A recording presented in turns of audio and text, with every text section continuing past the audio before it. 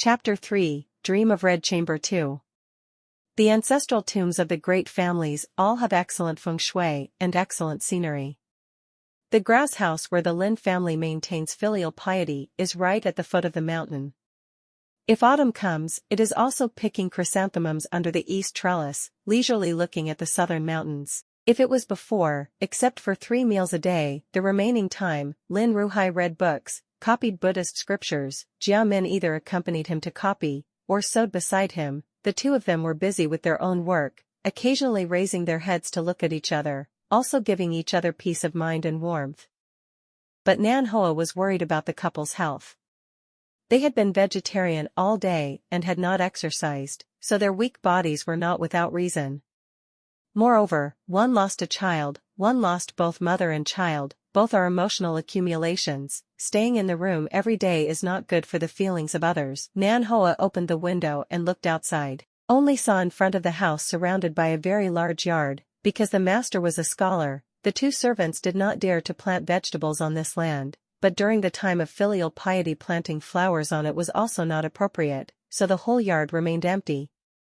In the distance, the mountains are as colorful as the sky. Nearby, the stream meanders through, the mountains are far away and the water is near, the birds are singing and the magnolia is fragrant, the farmer's small courtyard. Isn't this kind of environment like a country life? Here you can have Tao Qian style of literati and also practice physical training yourself. So, that day, Lin Ruhai accompanied Nan Hoa for a walk along the small stream. Nan Hoa started talking about where the immortals lived, then slowly the two of them talked about their countryside life. At this time, Lin Ruhai was only 20, so he had the curiosity and eagerness to try the young people. Moreover, compared to bringing servants to keep filial piety, he was more willing to farm by himself, with simple meals. Therefore, the two learned from experienced servants, and did not force themselves to work too hard. From time to time, they would plow a small piece of land.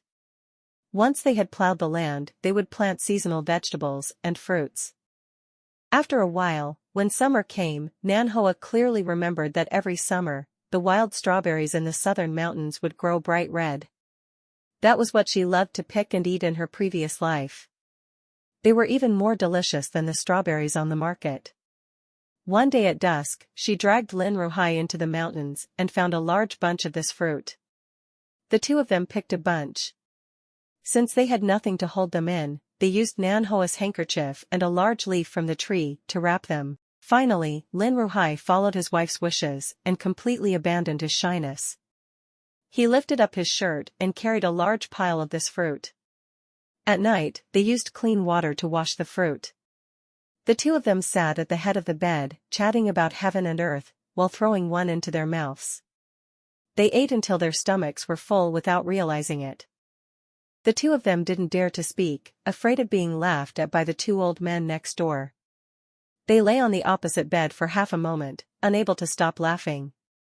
This night, one discovered that his wife was not only an elegant young lady, but also recognized wild fruits and wanted to eat them. One discovered that this husband was not as proper and careful as she remembered.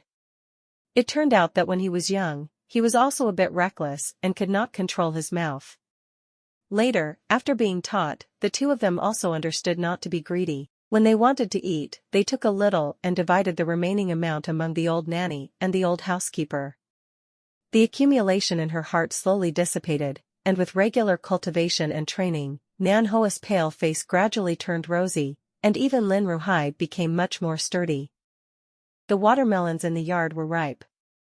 Although they were as big as a child's head and as small as Lin Ruhai's hand, the two people who had never done any work were still filled with joy from the harvest.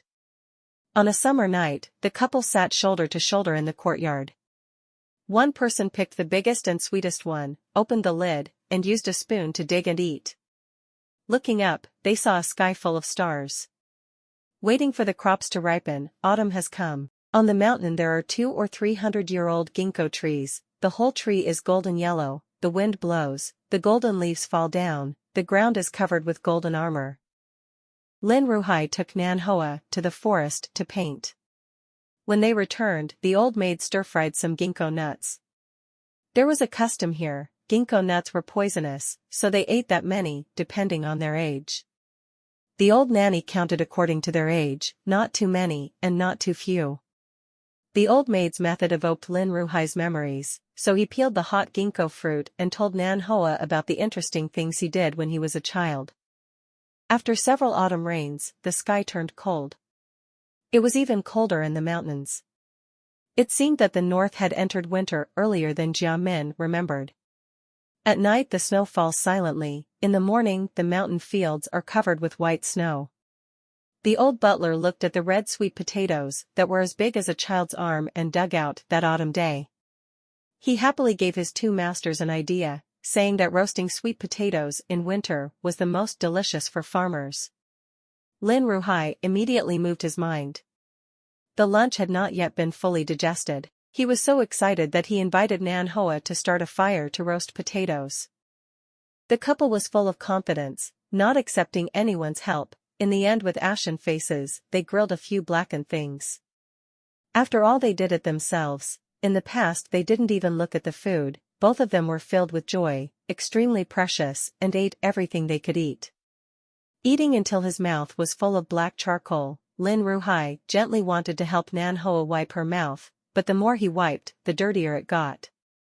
Her face was full of charcoal, making Nan Hoa angry to the point that she punched him hard, but couldn't help but laugh out loud. The sadness of mother's death, the pain of unexpected child loss, it seems that day by day the laughter slowly fades away, and the once romantic love of husband and wife, it seems that after witnessing each other's laughter, after experiencing failure together, they begin to have more life's breath and feelings involved, and begin to make love again. Nan Hoa mocked him. In the future, I must tell the child about these little things her father planted, so she can see how powerful her father is. Lin Ruhai didn't think it was right. Of course we want to talk. After the ancestor worship, we will bring our child to stay for a few days. Our family is like this, we cannot not know how to work, we cannot distinguish between grains. Saying this at the time was very much like a master of the house. If you ignore his hands full of black charcoal, the corner of his mouth was pitch black. Originally, they planned to live in the house for the first year and then return to the old house after 2 years, but since they started living in a farmhouse style, the couple both felt that it was quite good, so they planned to live there for 3 years. There were also Lin clan members in his hometown, but to Lin Ruhai, they had not seen each other for more than 10 years. Even legally speaking, they were both surnamed Lin and had no kinship relationship with Lin Ruhai. Like in his previous life, when Lin Ruhai passed away, these Lin clan members did not have any inheritance rights. It could only be said that they were the same family 500 years ago.